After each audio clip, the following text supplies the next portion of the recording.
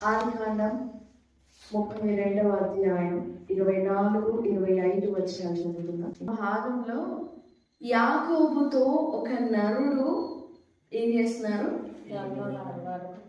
పెనుగులాడుతున్నారు. పెనుగులాడడం అంటే ఇరువైపులా ఉంటుంది. 2 sides, both sides. Jacob is striving, wrestling, and God, the angel of God, was also wrestling. వాళ్ళిద్దరూ పెనుగులాడుతూ ఉన్నారు. 25 చూడండి. తాను అతని గెలువకుండుట చూచి తొడగూటి మీద అతనిని ఎలా పెనుగులాట జరిగింది? యాకోబు ఎలా పెనుగులాడు ఉన్నాడు? పెనుగులాడడం అంటే మోకరించి దేవా నన్ను వదిలిపెట్టొద్దు, నన్ను ఆశీర్వదించి పట్టుబెట్టాడా? లేకపోతే తనకున్న ఈ దేహ దారుణ్యం అంటారు కదా, దేహ బలంతో, దేహ ఖండ బలంతో గట్టిగా పట్టేసుకొని దేవా నన్ను ఆశీర్వదించాలని గట్టిగా బలవంతంగా పట్టేసుకున్నాడా? యాకోబు గట్టిగా పట్టుకోగా దేవుడు ఆగిపోయాడా? అంటే యాకోబు బలం దగ్గర దేవుడు బలహీనుడైపోయాడా? యాకోబు అంతటి మోసగాడు పట్టుకుంటే కూడా బలహీనమైపోయేంత బలహీనుడా దేవుడు? మరి ఎలా జరిగింది పెనుగులాట? వాట్ ఈస్ పెనుగులాట మీన్? పెనుగులాడడం అంటే ఏంటి? Wrestling. What does it mean?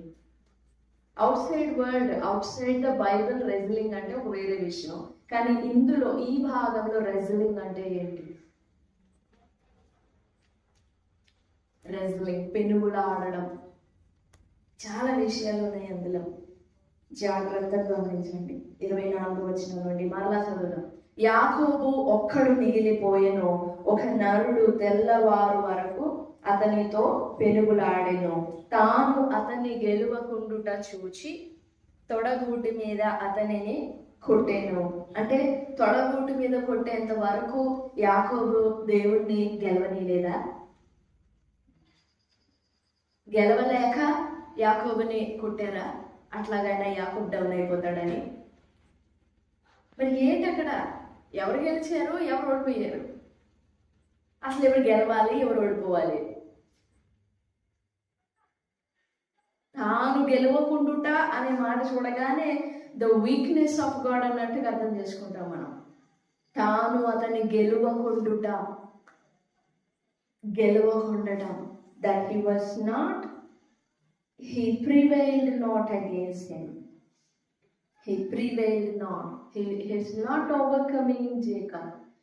ఈ భాగం అంతట్లో చూసినప్పుడు యాకోబు is a liar, hypocrite. Liar అంటే మోసగాడేనా? ఒక అబద్ధికుడు. నీ పేరేం పేరంటే? నీ పేరేం పేరంటే? నా పేరు ఏషావు అన్నాడు. అబద్ధికుడు. నెక్స్ట్ డిసీవర్, మోసగాడు.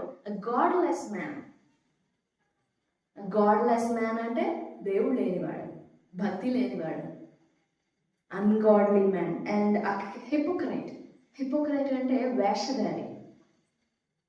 వేసుకున్న వేషం ఒకటి, లోపల ఉండిన ఒక రంగు ఒకటి. లోపల రంగు ఒకటి, బయట రంగు ఒకటి. హిపోక్రైట్.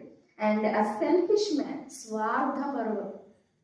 అన్నీ నాకెందుకు, అమ్మ నాన్న వదిలిపెట్టేసి ముందు నా ప్రాణం కాపాడుకోవాలని పెరిగెత్తాడు. Selfish man. And a self dependent man. ఎవరు? సెల్ఫ్ డిపెండెంట్ అంటే తన మీద తాను ఆధారపడేవాడు. ఎలాగా? తన మీద తాను ఆధారపడేవాడు. ఇది యాకోబు జీవితం. బిఫోర్ జాబోక్స్ రివర్, యబ్బోకు రేవుకు ముందు ఇవి యాకోబు క్యారెక్టర్స్ అన్నమాట. అసలు గోల్డెన్ క్యారెక్టర్స్ అన్నమాట యాకోబు జీవితంలో. ఈ క్యారెక్టర్స్ తోనే కుటుంబం వర్ధిల్లింది. ఈ క్యారెక్టర్స్ తోనే పిల్లలు వర్ధిల్లారు. ఈ క్యారెక్టర్స్ తోనే లైఫ్ లో హాఫ్ ఆఫ్ ద పోర్షన్, చెప్పాలంటే ఒక 80% బతికేశాడు. ఏ క్యారెక్టర్స్ తో?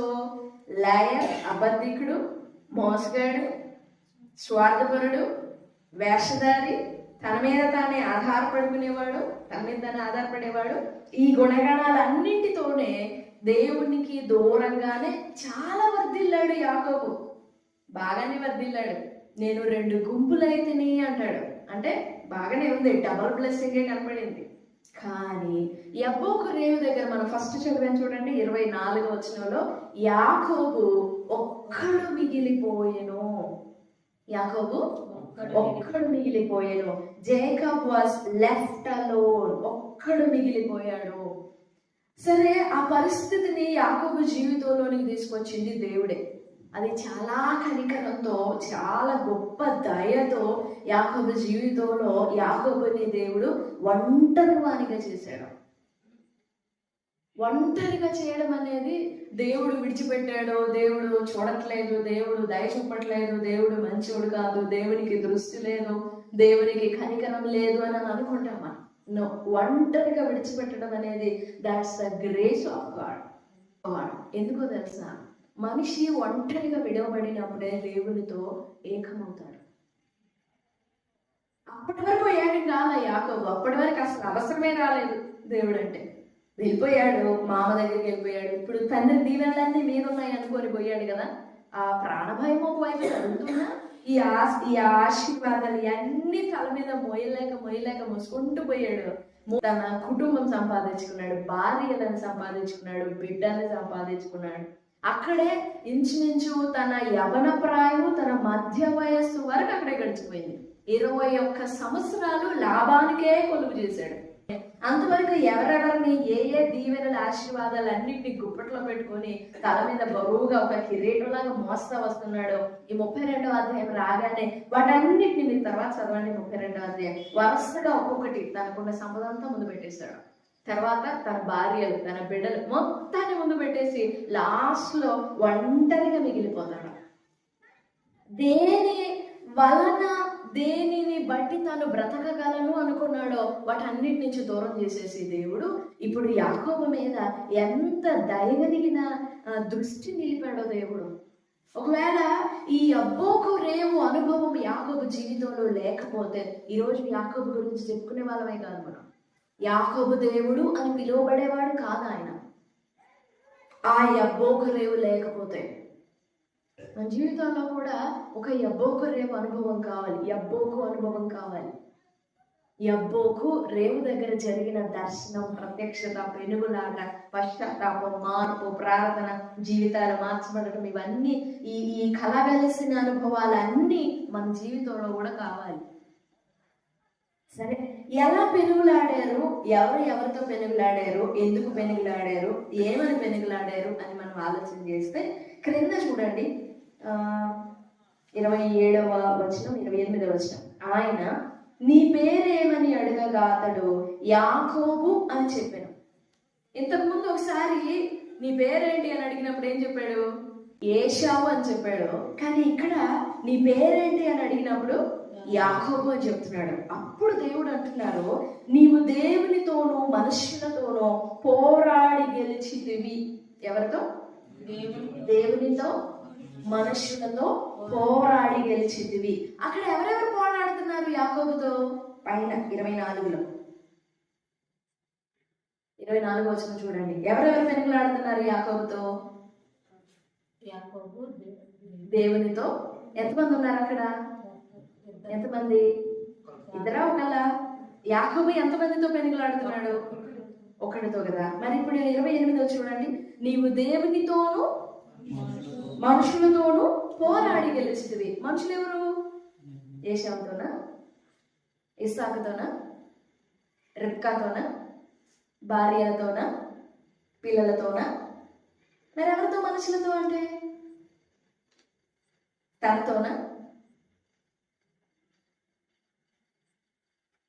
ఎవరితో పెనుగులాడాడు?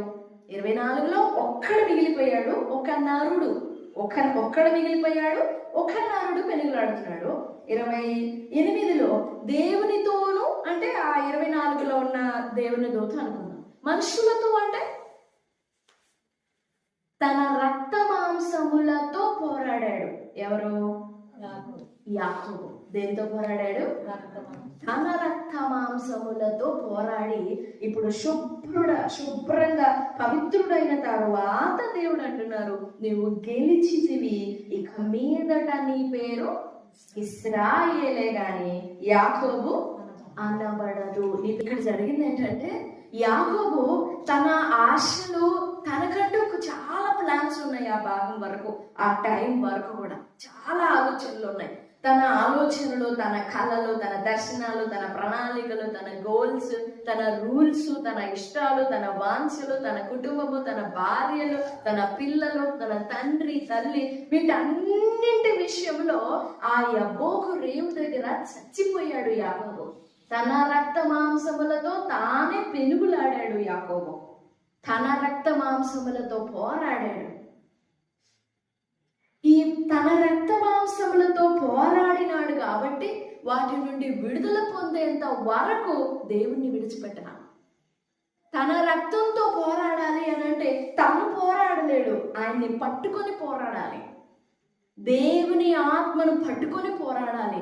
దేవుని ఆత్మ సహాయముతో పోరాడాలి. మనంతట మనమే శరీర ఆశలు, శరీర క్రియలు, శరీర పద్ధతులు, శరీర సంబంధమైన జీవితాన్ని మనంతట మనము విడిచిపెట్టడం, మనంతట గెలవడం ప్రయత్నం చేస్తే మనం ఎంత పర్సెంట్ పోరాడతామో, ఎంత బలంతో పోరాడతామో అంతకి 100 రెట్లు మన మీద పడుతుంది.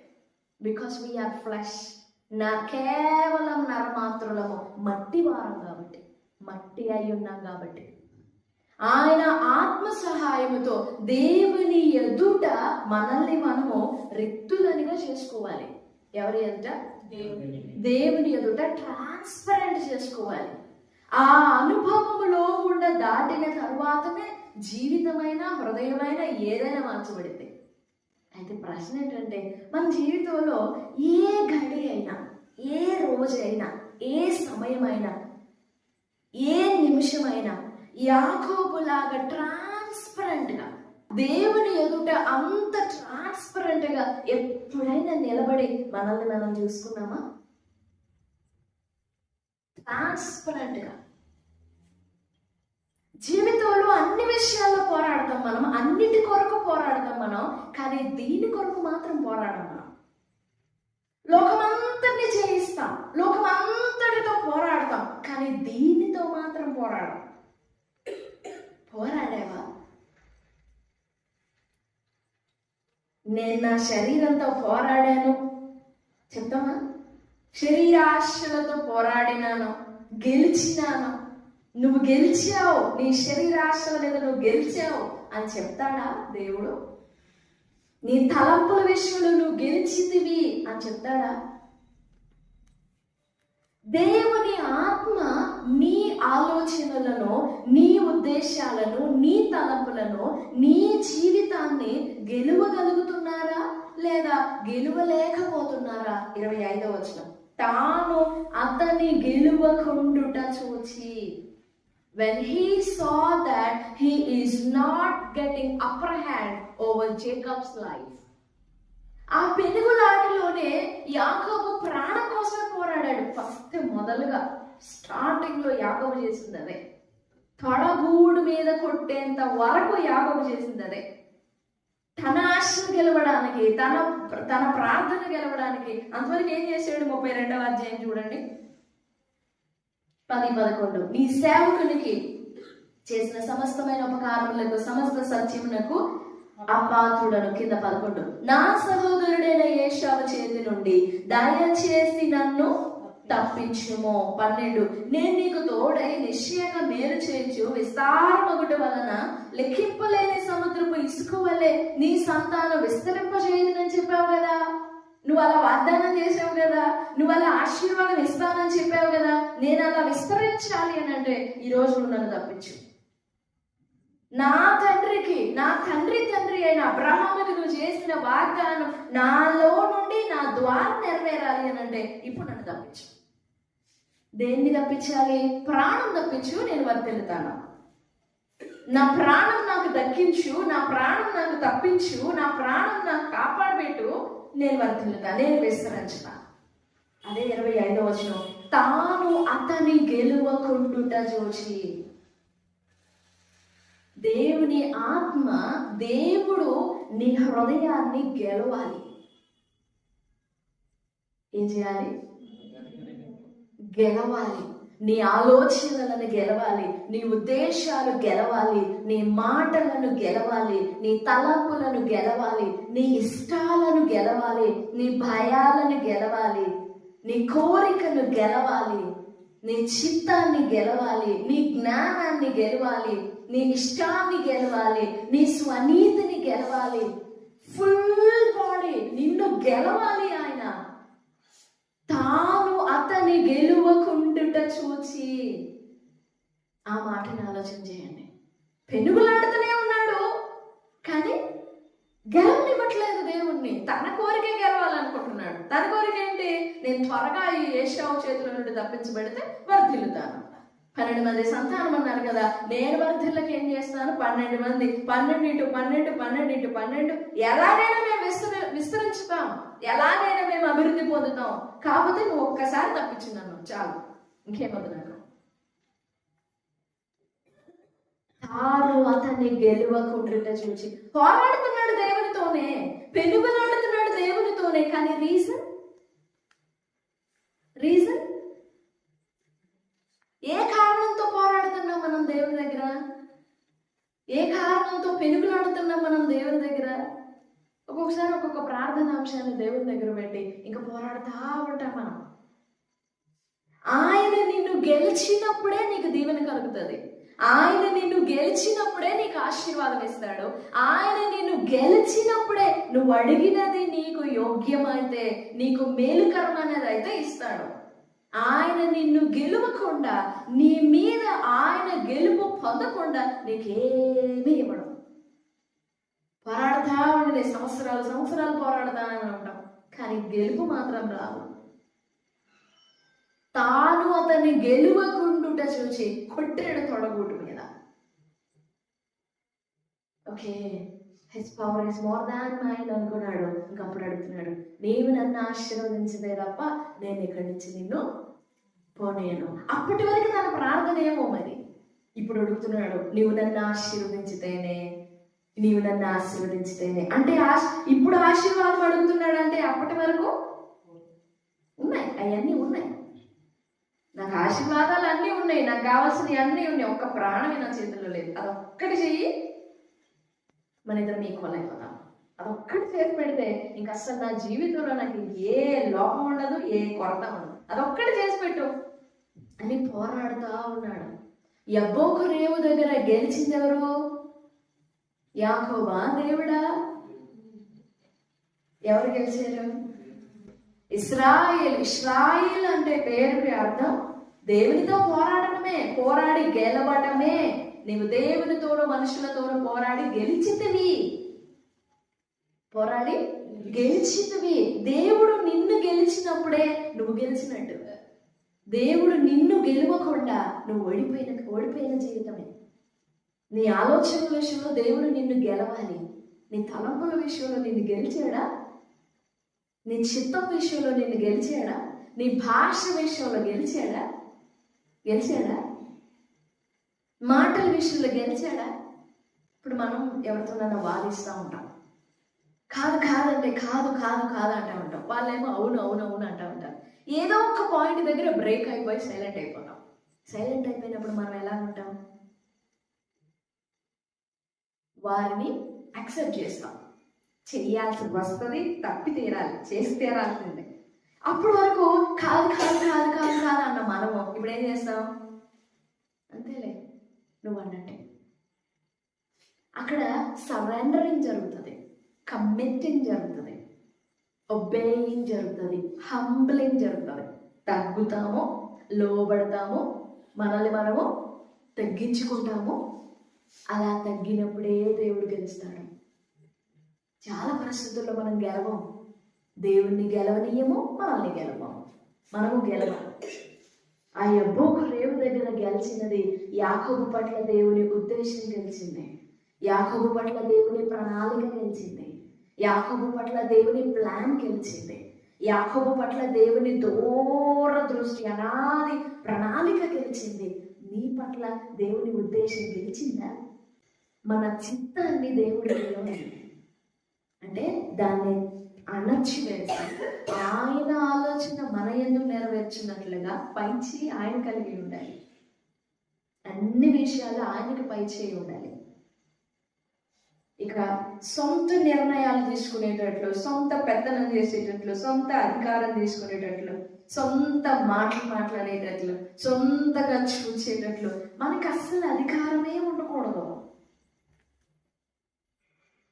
అందుకే కొనుక్కున్నాడు ఆయన. ఆయన చేతి పని వారమే, ఆయన చేతి పని అయి ఉన్నాము. కొనుక్కున్నాడు ఆయన. సర్వాధికారం, పరిపూర్ణ అధికారం ఆయనదే అయి ఉండాలి. కాకపోతే ఆ అధికారాన్ని చాలా సందర్భాల్లో మనం దేవునికి ఇవ్వం. మన మాటే అధికారికంగా ఉంటుంది, మన చూపే అధికారికంగా ఉంటుంది, మన నిర్ణయమే ఫైనల్ గా ఉంటుంది, మన డెసిషనే ఫైనల్ గా ఉంటుంది. ఆయన ఎదుట లొంగడం, ఆయన ఎదుట తగ్గడం, ఆయన ఎదుట మోకాళ్ళు ఉండడం, హృదయం అంతటితో, ఆలోచన అంతటితో, తలపన్నింటిలో దేవా ఇదిగో నా తలంపులు, ఇదిగో నా జ్ఞానం, ఇదిగో నా బుద్ధి, ఇదిగో నా ఆలోచన, ఎవ్రీథింగ్ అవన్నీ నీ ఎదుట ఉంచుతున్నానయ్యా అని ఎప్పుడైనా అలాగా తలొగ్గేమా? నా ఆలోచన అంతా నీ దగ్గర పెట్టేస్తున్నాను, యూ టేక్ కంట్రోల్, మీరు తీసుకోండి, మీరు నిర్ణయం చెప్పండి, మీరు ఆలోచన చెప్పండి, యూ డిసైడ్. ఆ అధికారం, ఆ పెత్తనం దేవునికి నువ్వు ఇవ్వాలి అని అంటే నువ్వెంతో తగ్గాలి. అది ఇచ్చాడు యాకోబు. ఆ అధికారం దేవునికి ఇచ్చాడు. దేవుడు గెలిచాడు యాకోబుని. దేవుడు గెలువగా యాకోబులోని మోసం పోయింది, అబద్ధం పోయింది, వేషధారణ పోయింది, సెల్ఫిష్నెస్, స్వార్థం పోయింది, తన మీద తను ఆధారపడడం పోయింది, అన్నీ పోయినాయి. ఎలా పోయినాయి చూడండి. 32వ అధ్యాయంలో నన్ను తప్పించు అని అడిగాడు కదా, 11-12 వచనాల్లో. అక్కడంతా ఏం చేశాడు చూడండి. ఫస్ట్ 13 అక్కడ రాత్రి గడిపి తాను సంపాదించిన దానిలో తన అన్నయ్యైన ఏశావు కొరకు ఒక కానుక, అంటే తన దగ్గర ఉన్న పశు సంపద అంతా ఇచ్చేసాడు. 16వ వచనం చూడండి. తన దాసుల చేతికి అప్పగించి, మీరు మందకు నడుమ ఎడముంచి నాకంటే ముందుగా మీరు వెళ్ళండి అని చెప్పాడు. ఎవరు వెళ్ళాలి ముందు అంటే తన పశువులన్నీ వెళ్ళిపోవాలి.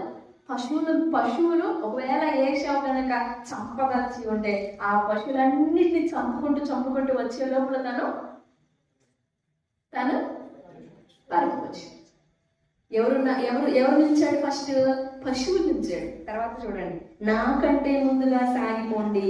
18 ఇవి నీ సేవకుడైన యాకోబువి, ఇది నా ప్రభు అయిన ఏశావు కొరకు పంపబడిన కానుక, ఇదిగో అతడు మా వెనకాల వస్తా ఉన్నాడు అని చెప్పండి. ఒకవేళ ఏశావు అడిగితే, ఎవరు మీరు, ఎక్కడి నుంచి వస్తున్నారని అడిగితే, మా వెనకాల ఉన్నాడని చెప్పండి. 20వ వచనం, ఇదిగో నీ సేవకుడైన యాకోబు మా వెనుక వచ్చుచున్నాడని చెప్పవలనని 2వ వానికి 3వ వానికి మందలి వెంబడి వెళ్ళిన వారందరికీ ఆజ్ఞాపించాడు. యాకోబు ఎక్కడున్నాడు? వెనకాల ఉన్నాడు. ఏశావుకి ఫస్ట్ ఎవరు తగులుతారు? పశువులు. ఇంకా తర్వాత చూడండి, మా వెనుక వచ్చున్నాడు. 21 అతను కానుకను తనకు ముందుగా పంపించి తాను గుంపులో ఆ రాత్రి నిలిచాడు. 22 ఆ రాత్రి అతను లేచి తన 2 భార్యలను, తన 2 దాసీలను, 11 మంది పిల్లలను తీసుకొని యబ్బోకు రేవు దాటిపోయాడు. ఇది తనకంటే ముందు వీళ్ళందరినీ పెట్టాడు. తన దాసులందరూ ముందే ఉన్నారు, తన పని వాళ్ళందరూ ముందే ఉన్నారు, పశువులు సంపదన్నీ ముందే ఉన్నాయి. వాళ్ళ తర్వాత దాసి పిల్లల్ని పెట్టాడు. దాసీలు ఉన్నారు కదా ఇద్దరు, వాళ్ళని, వాళ్ళ పిల్లల్ని పెట్టాడు. తర్వాత ఎవరు పెట్టాడు? లేయా పిల్లల్ని పెట్టాడు. తర్వాత రాహేల్ని. ఎంత స్వార్థప్రియుడు! పోతే వాళ్ళే పోతారులే. తను దేవుడు అతన్ని గెలిచిన తర్వాత చూడండి, 33వ అధ్యాయము 2వ వచనం. అప్పుడు అతడు తన పిల్లలను లేయా రాహేలులకును 2 దాసీలకును పంచి అప్పగించెను. అతడు ముందర దాసీలను, వారి పిల్లలను, వారి వెనుక లేయా ఆమె పిల్లల్ని, ఆమె వెనుక రాహేలుని, యోసేపును ఉంచి తాను వారి ముందర వెళ్ళొచ్చు తన సహోదరుని సమీపించు వరకు. ఇప్పుడు ఎవరున్నారు ఫస్ట్ లో? ఇప్పుడు ఎవరు వచ్చారు ఫస్ట్ కి? యాకోబుకి వచ్చాడు. యాకోబు ముందుకు వచ్చాడు. ఇప్పుడు మార్పు నందిన తర్వాత పశువులు సంపద వెనకాల వచ్చేసి, భార్య పిల్లలందరిని వెనకాల వచ్చేసి ఫస్ట్ తను వచ్చాడు ముందుకి. పోయింది, చచ్చిపోయింది స్వార్థ. పోయి ఇంకా పశువుల మీద ఎంత జారి పడతాడో చూడండి. 13, నా యొద్దకు ఉన్న పిల్లలు పసి పిల్లలనియు గొర్రెలు మేకలు పశువులు పాలించినవనియు నా ప్రభువునకు తెలియను. ఒక్క దినమే వాటిని వెడిగా తోలిన ఎడల. ఈ సంగతి ముందు తెలీదా? ఇప్పుడు దయ కలిగింది, ఇప్పుడు ప్రేమ కలిగింది. మందలు నడువగలిగిన కొలదిని, ఈ పిల్లలు నడువగలిగిన కొలదిని వాటిని మెల్లగా నడిపించుకొని వస్తాను. నా ప్రభు నా ముందర వెంటండి, నాకు కొంచెం టైం పడుతుంది. మార్పు, స్వార్థం పోయింది, అబద్ధం పోయింది. 7 మార్లు నేలకు సాష్టాంగపడి నేలను పడి సాగిలి పడ్డాడంట. ఎవరి ఎదుట? నన్ను తప్పించు ఏశావ చేతి నుండి అన్నాడా? పోయి ఏశావ చేతుల్లోనే ఉన్నాడు. ఆ దేవుడు యాకోబును గెలిచిన తరువాత యాకోబు క్రియలు, యాకోబు మనసు, యాకోబు ఆలోచన విధానం, ప్రాణం మీద మక్కువ అన్ని మారిపోయినాయి. నిజంగా నిన్ను దేవుడు గెలిచాడా? నీ ఆలోచనలను గెలిచాడా? దేవుని మీద గెలవడానికి ప్రయత్నిస్తున్నావా? మన చిత్తాన్ని గెలిచాడా? మన ఇష్టాలు గెలిచాడా? మరి దేవుని ఆత్మతో నింపబడటం అంటే ఏంటి? దేవుడు మన యందు నివసించడం అంటే ఏంటి? మన అన్ని అలాగనే ఉంచుకొని మళ్ళీ సపరేట్ లైఫ్ పెట్టాలి ఆయన? లోపలికి ఏమైనా సెకండరీ షెల్ఫ్ ఏమైనా ఉందా? సెకండరీ హార్ట్ ఏమైనా ఉందా? లేదు, ఒక హార్టే, ఒక హృదయమే కదా. ఈ ఒక హృదయంలోనే దేవుడిని ఎక్కడో ఒక చోట చిన్న కొంచెం ప్లేస్ నుంచి ఏదో ఒక చిన్న ఇష్టాన్ని తప్పించేసి, చిన్న ఇష్టం మానుకొని అక్కడ నువ్వు ఎట్లా ఒకట్లా అడ్జస్ట్ అయిపోదేవా? కొద్దిగా ఎట్లా ఒకట్లా అడ్జస్ట్ అవ్వు, తర్వాత చూసుకుందామంట.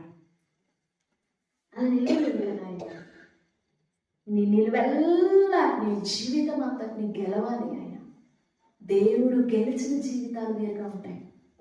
దేవుడు గెలిచిన ప్రేమ, దేవుడు గెలిచిన భక్తి, దేవుడు గెలిచిన మనస్సు, దేవుడు గెలిచిన జీవితం చాలా వేరుగా ఉంటుంది. అదే యాకోబులాగా ఉంటుంది.